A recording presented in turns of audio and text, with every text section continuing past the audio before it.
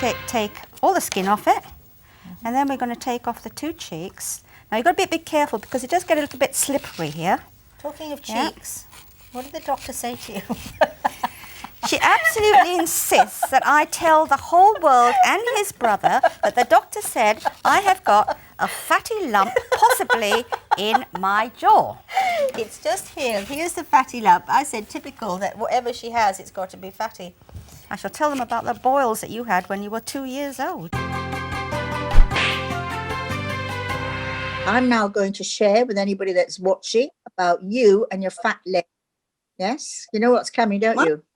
My fat lip, did you say? Legs. Oh. Do you remember the story about when you were a baby, what your first words were? Yeah. You don't. I do. I just didn't want the world to know that the first thing I ever said was rice. Yeah. Not mama, not daddy. Rice. Yeah, you eat rice in Thai, and because that's where we were born, of course, in Thailand. And when they put you on the floor, you used to run to the kitchen, but you were so fat that your legs used to give way, and you got bow-legged. So you used to have boots on. So you were so much fatter than me. I don't know what's happened. If you're going to share that story, I'm going to share the story about your boils. Remember? And you had to get shaved. Remember when I was 14, you were 16, and we made that pact that we weren't going, you were going to use all that makeup, and I didn't like it. Yeah. And we did a pact, and I said I would use nothing on my skin, no eye makeup or anything. And let's have a look at each other when we were 70. You made that up. You made that up. I'm not going to get any thinner because I think it'll be all wrinkly. All the fat's keeping it all gorgeous. All right. So that's a deliberate thing then, deliberate policy that you're following to be fat so you don't get wrinkles. Look, have I got any? Look here. Have I got any wrinkles on my eyes? Because I never touch it. When you touch your, you use them all the time. So you've got little crow feet, but I haven't. So far, we have done far too much talking, not enough cooking. So let's put that right straight away with our first recipe.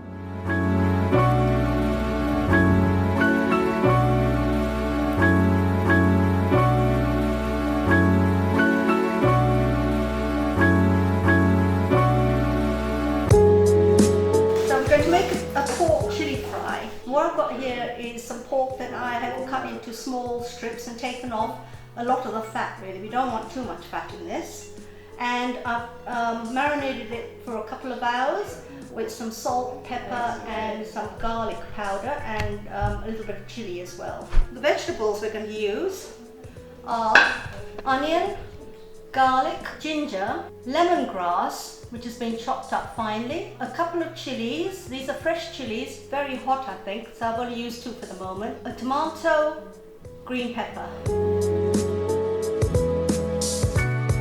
So we've got here some oyster sauce, this is tamarind, this is ketchup and soya sauce. We are going to fry the pork first, right? But in small amounts because we don't want to sear it. Can you use this? Let's not use plastic, shall we? Like disaster last time. Maybe that's not what we're doing. Don't look in my drawers. Do not look in those. That sounds inappropriate. That's a tripod. Use this one. What?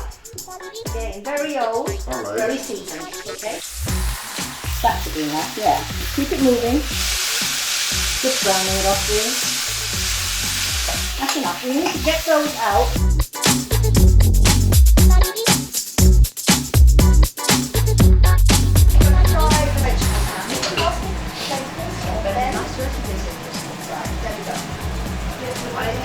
There's the onions. We don't want it cooked soft, right? Okay. So let's put the garlic in and the ginger. Now we put the peppers in because they take longer to cook. Lemongrass going in. She's seriously hungry, right? You're always seriously hungry, that. Exactly. Yeah. Happen. The chili's gone in. And now I'm going to chuck in the tomatoes, yeah? Look at these beautiful little cups. I bought them all the way from Thailand, you know, about 20 years ago. That was the time that my sister Rani decided that she would bring a cleaver as well, but in the hand luggage. So they pulled us out, they gave us everything but body search, and then they packed it up, and they were very kind actually. They said, we'll take it, you can have it when you leave. There's the tamarind, which I bought in a sort of sauce. The ketchup going in, the oyster sauce.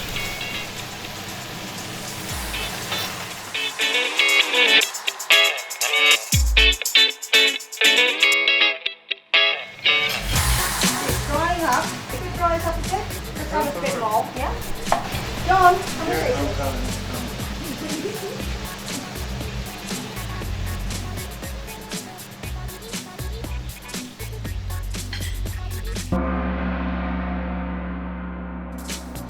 Very nice. Like it? Yeah. What happens to you?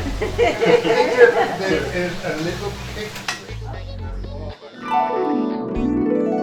Here's one I made earlier.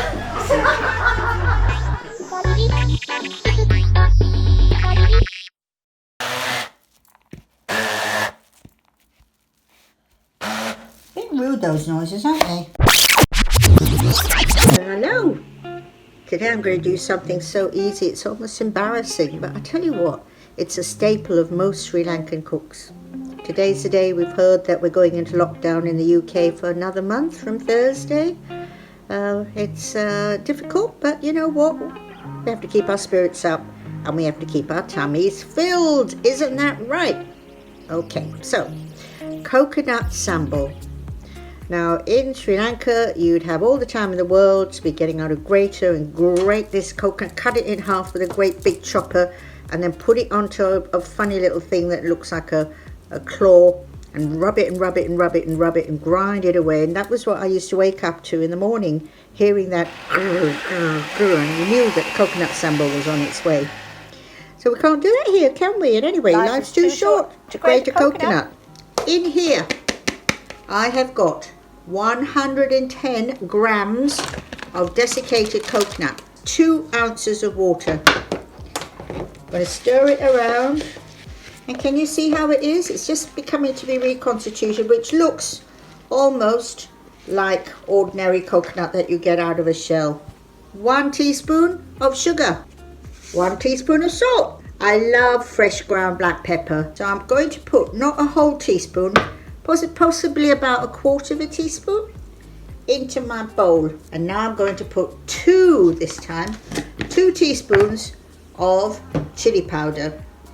Please go for the very, very hottest chili powder. This coconut sambol is supposed to blow your head off. And now I'm going to do something so boring. I'm just going to show you the size of the onion. It's about the size of a onion, because that's what it is. Just cut it into small little tiny chunks, into slices, and then across again. So here's just ordinary lime juice, 2 teaspoons. I'm putting all the onions in there. Mix it, mix it, mix it. Now, like I said, there's the chunks. In a minute, I'm going to take half of this, stick it into the little hand grinder, the little thingy that goes boom, boom, boom. So there we have it. On the top of the leaves, this one is where I put it into the liquidizer, so you won't get any of the lumpy bits of onion. You'll just have it all spread inside it, which is pretty damn good, even if I say so myself. Over here you have the chunky version. Gives you the onion lovers who have to love each other very much, because you'll have onion breath, of course. But that is very nice too. That's the lesson. Very easy. Coconut Sambol, something that is essential Sri Lankan. Bye bye. Please start. Don't wait.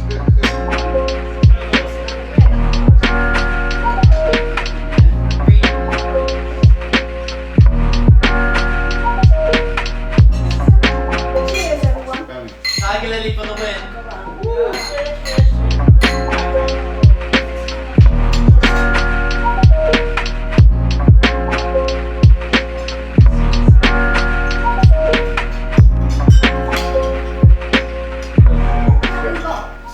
We haven't got anybody actually saying what it tastes like. No.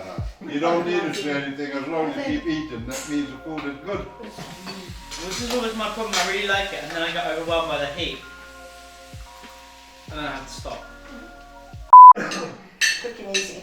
Oh, is this on camera? Of course it is, everything is. Well, I just told the stories about my dad, which is dodgy. No, You keep that for later. I just turned it back on and I believe I'll get I also need you to cut out the bit that when I was talking about the Seven Royal Family. If you Yeah. would Whoa. we'll just have to check that. Yeah. Yeah, we'll see what's up. Yeah. Exactly. Have the courage of your...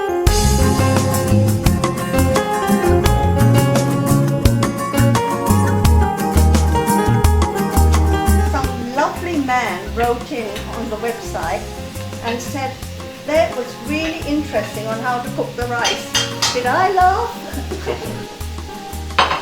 He must be the only one who learned anything from that. Hang on, here comes our water.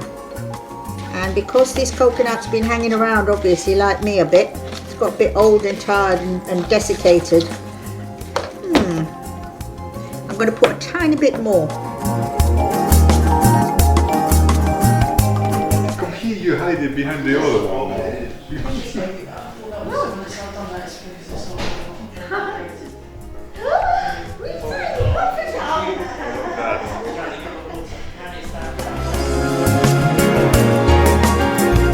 There is a little kick to it. Okay, fine. It might be too hot for you guys, but Oh. to me,